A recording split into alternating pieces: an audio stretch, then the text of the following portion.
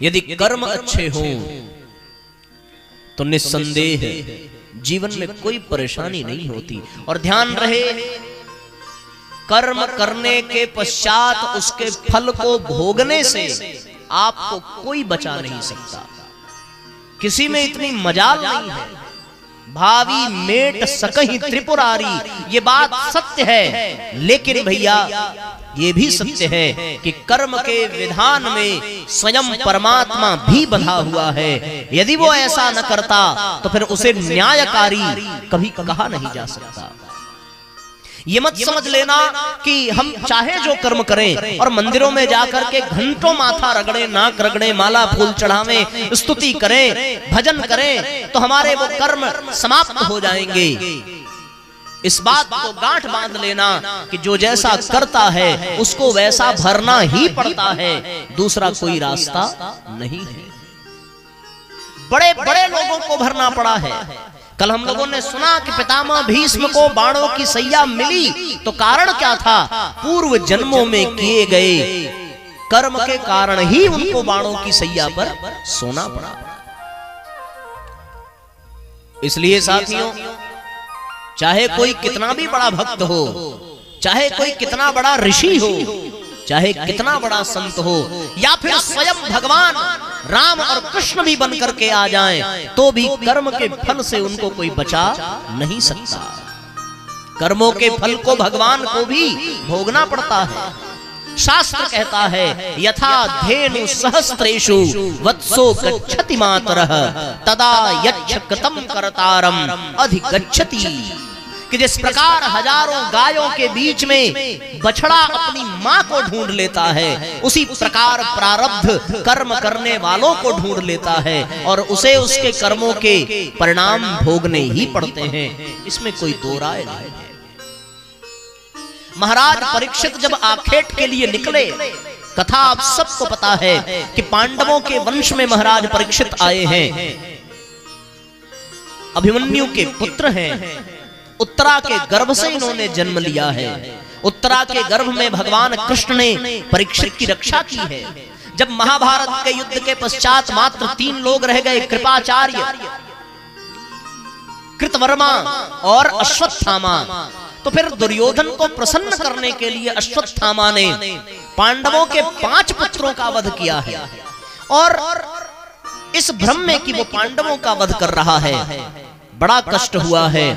पांडवों में भीम ने, अर्जुन ने, युधिष्ठिर ने, सबने अश्वत्थामा का पीछा किया है। अपने आप को असुरक्षित जान उसने ब्रह्मास्त्र का प्रयोग किया।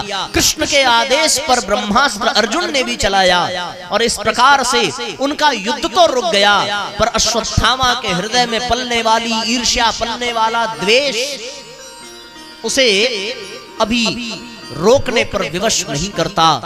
उसने तुरंत ब्रह्मशीर अस्त्र का उपयोग किया और पांडवों का केवल एकमात्र वंश जो उत्तरा के गर्भ में है, ये उत्तरा कौन है? अभिमन्यु की पत्नी है, अर्जुन की पुत्र वधू है। उस गर्भ में एकमात्र वंश पल रहा है, उस पर प्रहार किया है। उस गर्भ में प्रवेश करके भगवान कृष्ण ने उस संतान की रक्षा की है। गर्भ में ही परीक्षित को भगवान के दर्शन हुए। आप सोच करके देखिए परीक्षित कितना भाग्यवान होगा, जिस भगवान का दर्शन करने, जिनका सानिध्य पाने के लिए बड़े बड़े योगी, यति, तपस्वी, वैरागी को जन्म जन्मांतरों की साधना करनी पड़ती है, तपस्या करनी पड़ती है, तब भी जाकर के शायद वो परमात्मा को पा सके। पर परीक्षित कितना बड़े भाग्यशाली हैं, कैसा भाग्य उनका है कि दुनिया जन्म लेने के बाद भगवान को देखती है। परीक्षित ने गर्भ में ही भगवान के दर्शन किए। ऐसे महापुरुष, ऐसी महान आत्मा जो भगवान का ही रिश्तेदार है, और मां के गर्भ में भगवान जब प्रवेश करते हैं तो परीक्षित केवल भगवान के भक्त हों यही संबंध नहीं है, बल्कि एक गर्भ में दोनों के रहने के कारण दोनों का संबंध भाई का भी हो जाता है।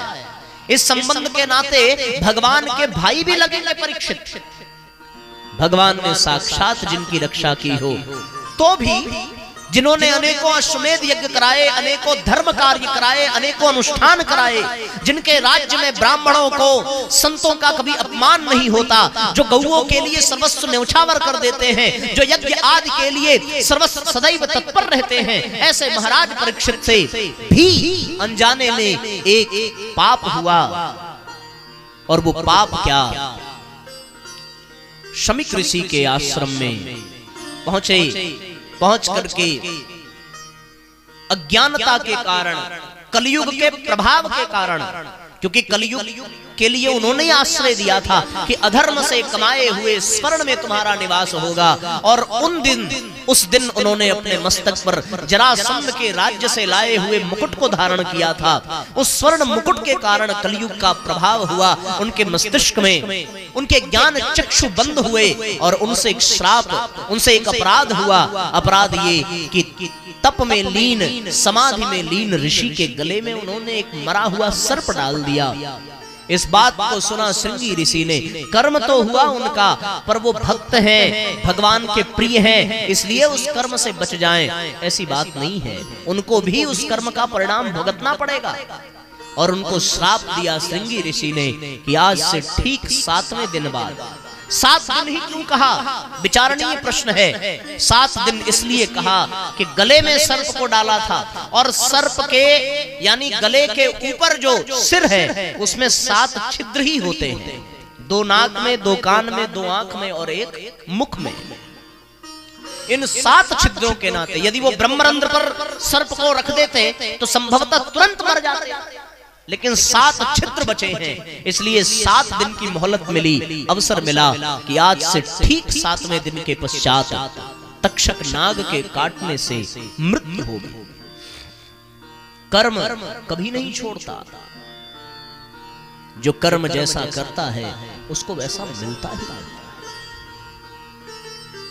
इंसान कर्म करने में स्वतंत्र है, लेकिन कर्म के परिणाम में वो स्वतंत्र नहीं है। आप स्वतंत्र हैं, आप जो मन करे वो करिए। करना हम अपनी इच्छा से तो कर सकते हैं, लेकिन परिणाम हमारी इच्छा से मिलेगा कि नहीं मिलेगा ये कोई नहीं जानता। आप केवल कर्म कर सकते हैं। गीता कहती है, मां कर्म फल हेतुर्भु माते संगोस्ति कर्मणि कर्मण्येवाधिकारस्ते। हम कर्म करने में समर्थ हैं, कर्म करने में स्वतंत्र हैं। मां कर्म फल, यानी कर्म फल हमारी इच्छा के अनुसार नहीं मिलेगा, वो तो हमारे प्रारब्ध में जो होगा वही मिलेगा, इसके बजाय कुछ भी मिल नहीं सकता। एक मनुष्य रास्ते से जा रहा था, एक दलदल रास्ते में था, उस दलदल में एक गाय धंस रही थी।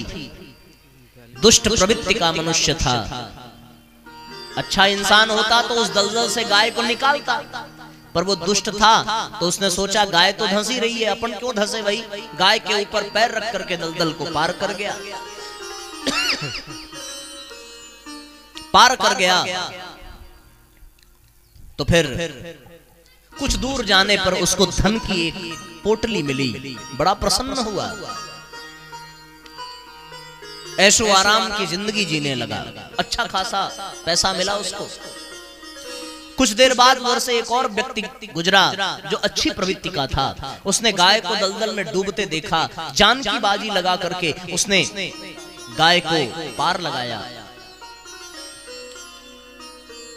गाय को तो निकाल दिया, जैसे तैसे अपनी भी जान बचा ली उसने। थोड़ी दूर गया और उसको एक बहुत बड़ी दुर्घटना का शिकार होना पड़ा, उसका पैर टूट गया और महीनों वो बिस्तर पर पड़ा रहा।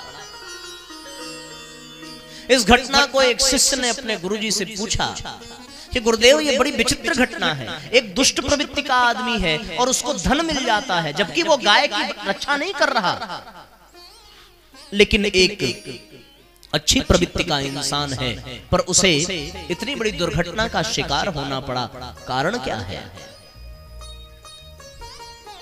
बड़ा सुंदर उत्तर दिया गुरुदेव ने। गुरुजी ने कहा कि कर्म का परिणाम कर्म का फल सबके लिए एक समान है। भगवान किसी से पक्षपात नहीं करता। जो गाय को दलदल में धंसा छोड़ करके आगे बढ़ा था, उसे धन की पोटली क्यों मिली? इसलिए मिली क्योंकि उसके भाग्य में राज्य लिखा था। वो एक राज्य का राजा बनने वाला था, पर उस गाय के प्रति करने वाले अन्याय के कारण उसके कर्म का परिणाम बदल गया और वो राज्य पाने की बजाय केवल धन की पोटली ही पाकर के रह गया।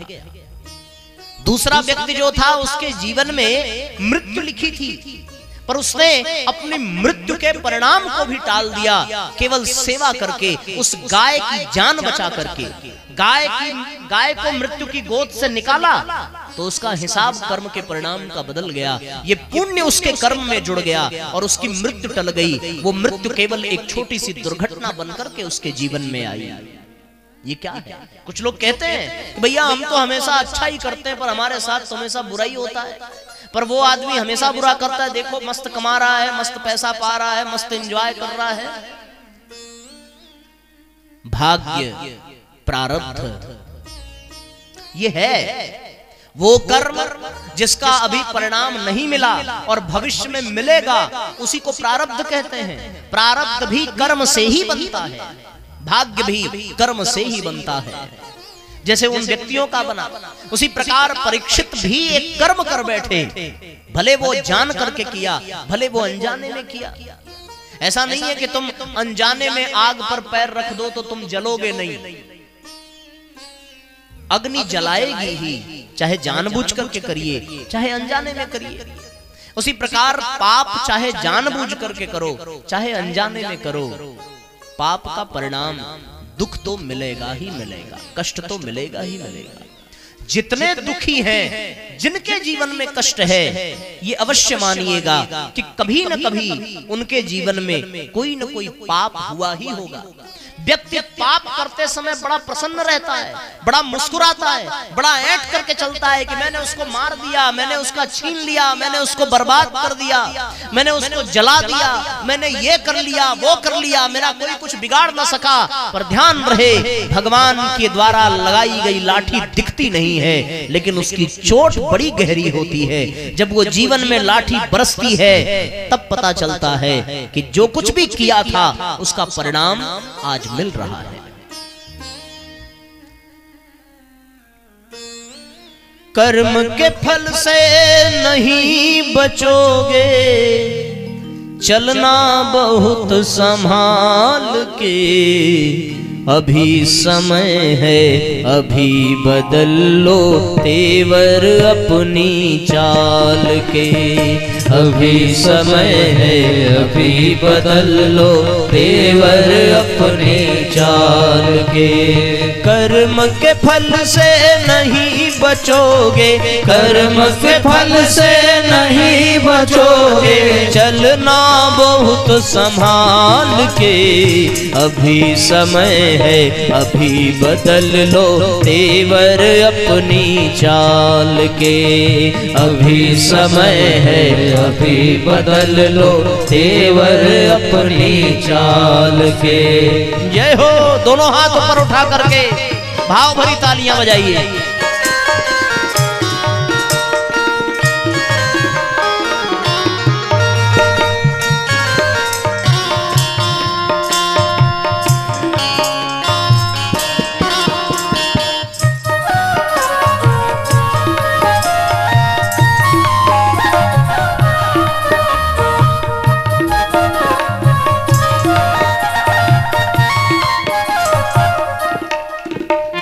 कोठी कार तिजोरी भर लो, चोरी और मिलावट कर लो, कोठी कार तिजोरी भर लो, चोरी और मिलावट कर लो, खून खराबा लूट मचा लो, जो जी चाहे सो सब कर लो।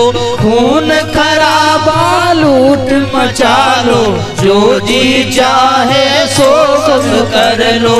आएगी किस काम हथकड़ी, आएगी किस काम हथकड़ी, यम ने रखी संभाल के।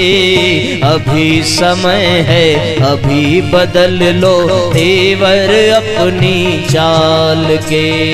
अभी समय है अभी बदल लो, तेवर अपनी चाल के।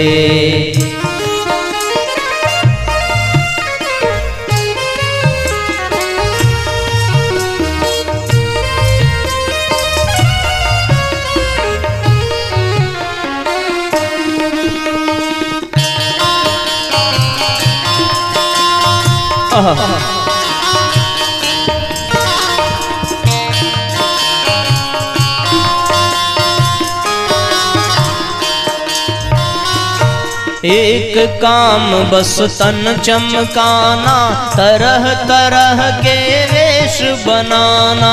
एक काम बस तन चमकाना, तरह तरह के वेश बनाना। वैसे तो तू बड़ा सयाना, वैसे तो तू बड़ा सयाना, पर न स्वयं को ही पहचाना, पर न स्वयं को ही पहचाना, पर न स्वयं को ही पहचाना, पर न स्वयं को ही पहचाना। रोएंगे जब दर्शन होंगे, रोएगा जब दर्शन होंगे, अपने ही कंकाल के। अभी समय है अभी बदल लो, तेवर अपनी चाल के। अभी समय है अभी बदल लो, तेवर अपनी चाल के। जय हो।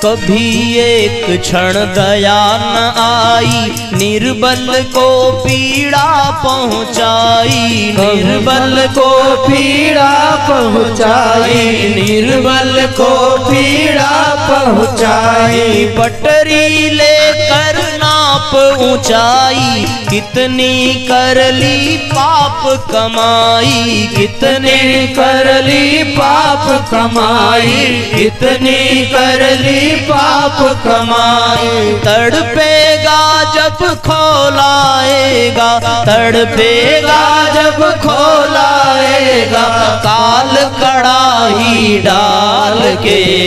अभी समय है अभी बदल लो, तेवर अपनी चाल के। अभी समय है अभी बदल लो, तेवर अपनी चाल के।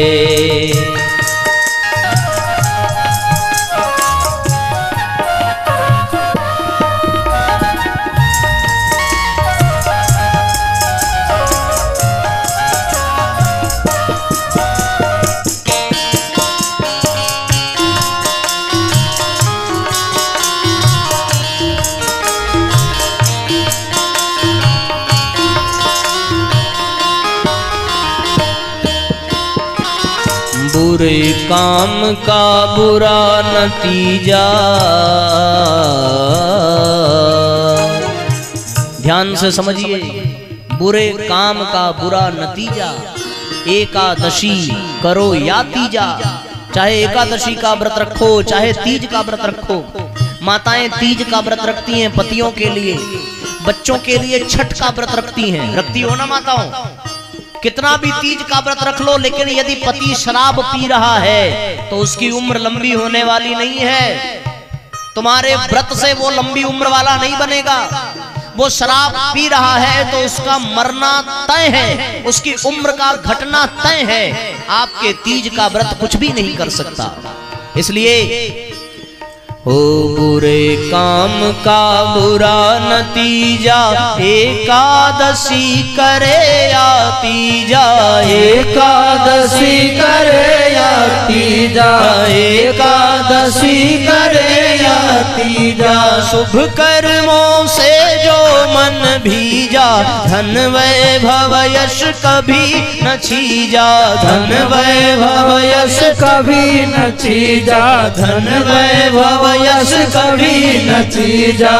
बोएगा जो वह काटेगा, बोएगा जो वह काटेगा, यही सुअक्षर भाल के। अभी समय है अभी बदल लो तेवर अपनी चाल के, अभी समय है अभी बदल लो तेवर अपनी चाल के।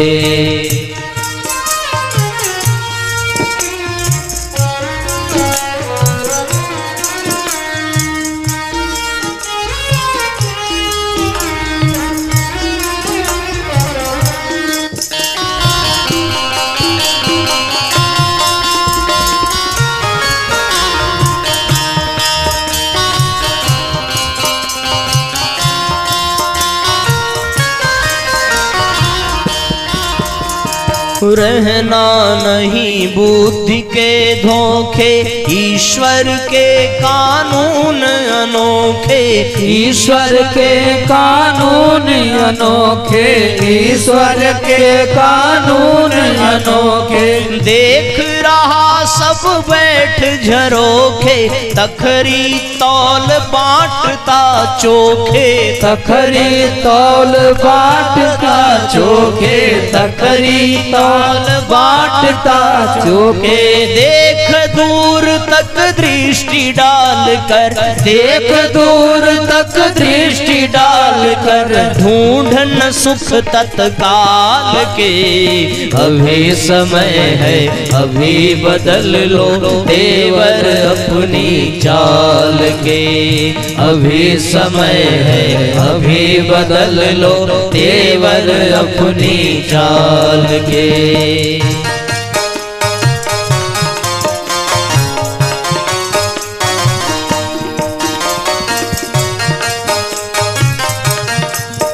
भावपूर्वक तालियां बजाते रहिए।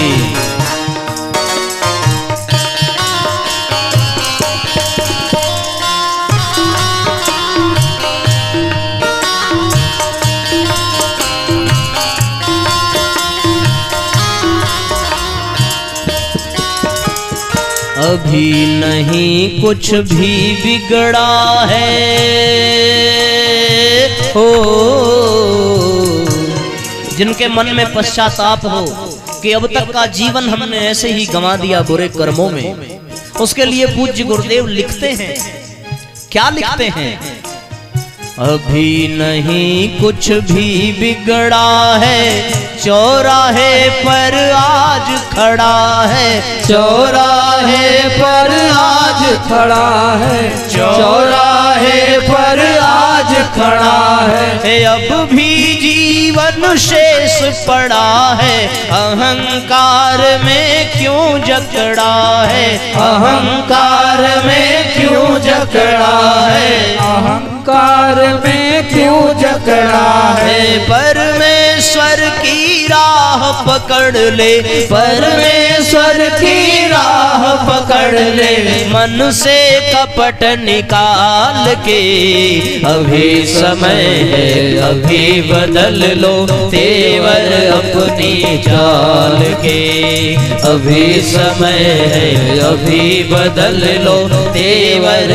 दोनों हाथ ऊपर उठा करके कर्मों के फल फल से न बचोगे, कर्मों के फल से न बचोगे। चलना बहुत संभाल के, अभी समय है अभी बदल लो तेवर अपनी चाल के। अभी समय है अभी बदल लो तेवर अपनी चाल के। अभी समय है अभी बदल लो तेवर अपनी चाल के। तेवर अपनी चाल के, तेवर अपनी चाल के।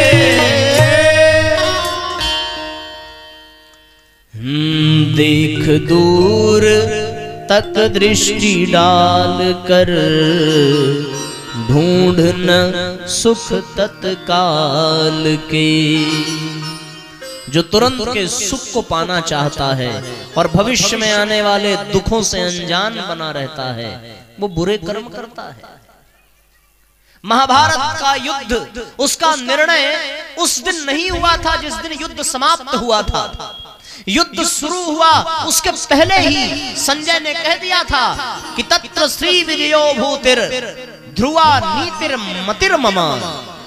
यत्र कृष्ण पार्थ, यत्र पार्थो, जहां पार्थ है धनुर्धारी और जहां कृष्ण सारथी हैं। यत्र पार्थो धनुर्धरः तत्र श्री विजया भूतिर।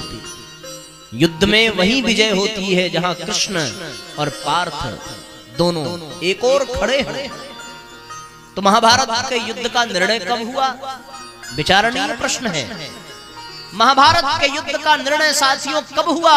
तब हुआ जब कृष्ण अपने राजमहल में, अपने भवन में सोए हुए थे और उनके पास कौन पहुंचा?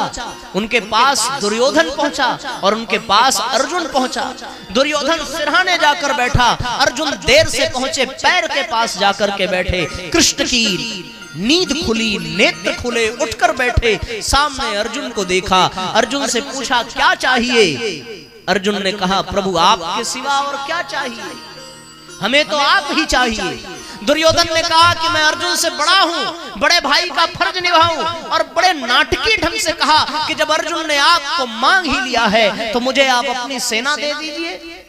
क्योंकि भगवान ने कहा था कि एक और मैं निहत था कृष्ण और दूसरी ओर मेरी नारायणी सेना, जिसे कोई परास्त नहीं कर सकता, जिसे जो चाहिए वो ले जाए। दुर्योधन ने भगवान की सेना का चयन किया, अर्जुन ने भगवान का चयन किया।